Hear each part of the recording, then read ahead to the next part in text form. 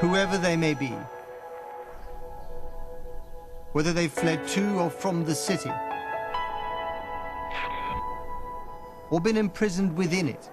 The life and character of Berliners has been defined by a struggle for freedom. All free men, wherever they may live, are citizens of Berlin.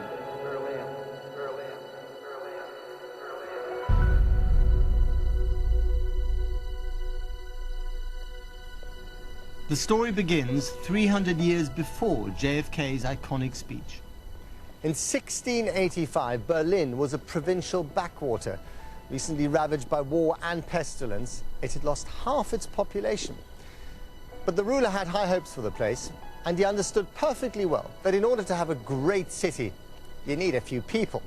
So he set about getting them by offering freedom.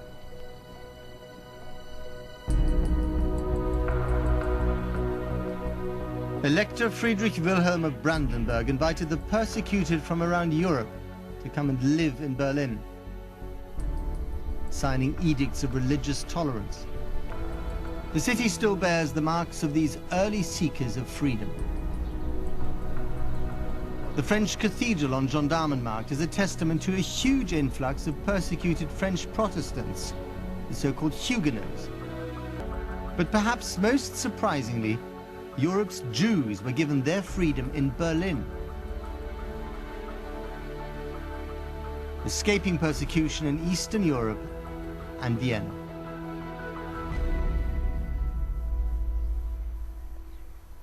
When they first arrived, Berlin Jews had to pay heavy taxes to live and worship in the city, but they were relatively free and their community flourished. This is the Jewish cemetery in the Prenzlauer Berg district. Here lie generations of citizens, merchants, publishers, doctors, intellectuals. They all played an important role in the creation of Berlin. Yet the stones here also tell another story.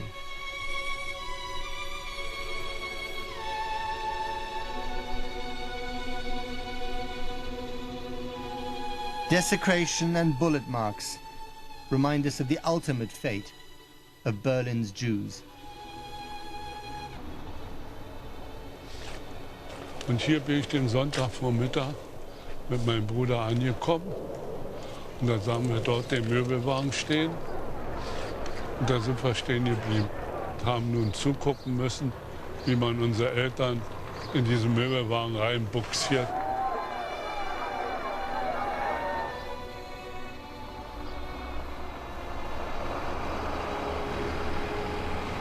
Das war das letzte Mal, dass wir unsere Eltern gesehen haben.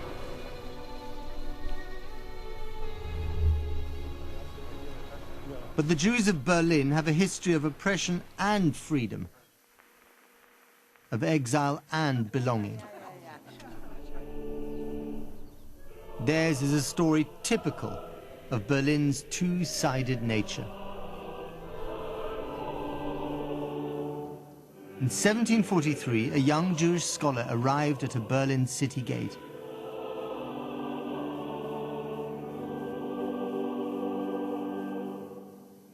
His name was Moses Mendelssohn, and he would become a tireless campaigner for the acceptance of Jews in the Christian world. While he worked as a tutor for the children of a wealthy Jewish merchant, Mendelssohn gained a reputation as a great philosopher and reformer by both the Jewish and Gentile communities. His writings urged integration and tolerance.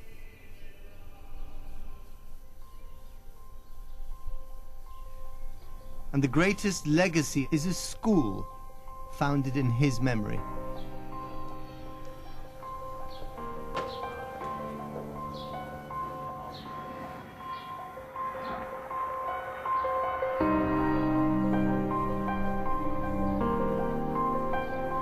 The school was open from 1778 through to the 15th of April, 1942, when a Nazi law banned the education of Jews.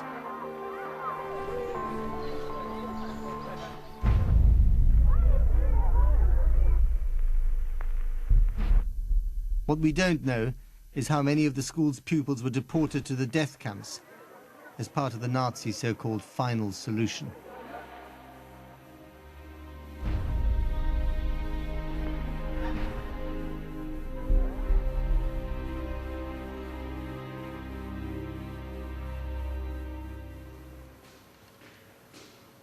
The school has recently reopened.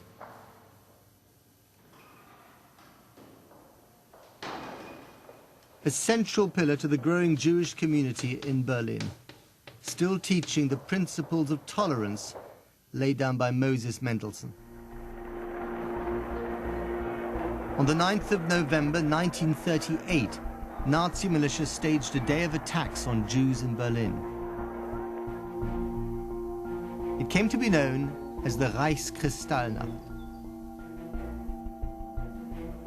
Synagogues were burnt and shop windows smashed. Rolf Josef was 18.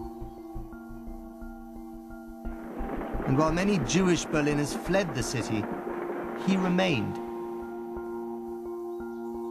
Those who stayed became known as U-boats, Berliners submerged in their own city. Ich ging alleine immer in dem Wald schlafen. Beneath the Nazi veneer of Berlin, there existed a whole ghost community.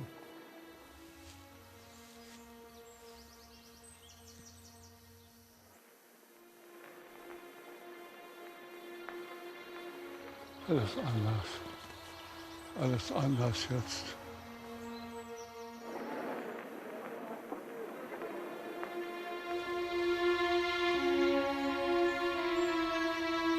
The U-boats scavenged for food where they could and kept clandestine meeting places. Ich habe nun gesagt zu meinem Bruder, wir treffen uns einmal mittwochs um 11 Uhr auf dem Nettelbeckplatz, damit wir voneinander.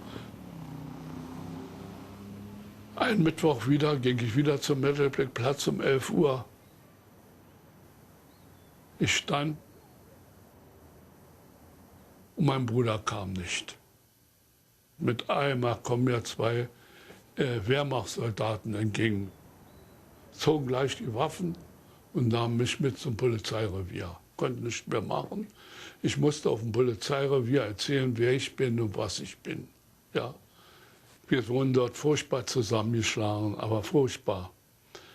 Und ich habe in meiner Verzweiflung meinen ganzen Körper zerkratzt und habe gehört, dass mir einer mal gesagt hat, die haben so furchtbare Angst vor Scharlach. Da habe ich denen gesagt, den Gestapo-Beamten, ich habe aber Scharlach. Da hat er gesagt, was, du hast Scharlach? Wir holen einen Arzt.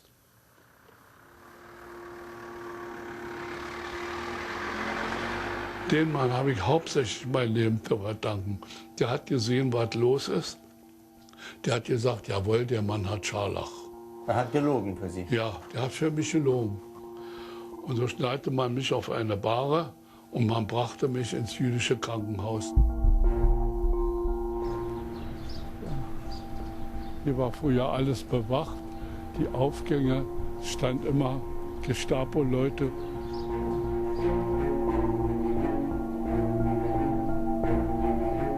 Und so bin ich dort vom zweiten Stock von der Dachrinne runtergesprungen auf diesen Bürgersteig.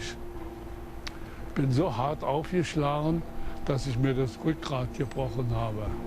Aber mit letzter Kraft bin ich dort in der Ecke, dieses Haus stand ja damals nicht, darüber geklettert und rannte zur Osloer Straße. Und da bin ich auf die fahrende Straßenbahn gesprungen. Rolf once again submerged himself in the city's shadowy underworld. He didn't emerge until the end of the war. Wieso sind Sie hier geblieben, in dieser Stadt? Hier war ich heimisch. Hier habe ich mich zurechtgefunden. Hier konnte ich mich irgendwie verstecken eher. Oder mal zu Menschen gehen und mich täuschen. Das konnte ich vielleicht eher noch. Das, irgendwo anders hätte ich nicht. Ich bin hier zu Hause, hier weiß ich mich Bescheid. Sie sind Berliner? Berliner. Echter Berliner. Echter Berliner.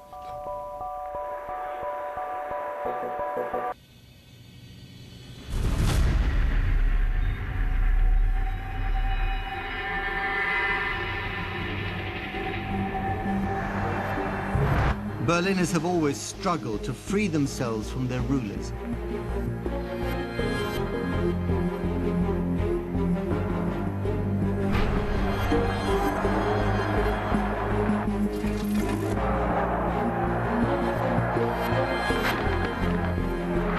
From the earliest years of the city, tyrannical rule has molded the Berlin character.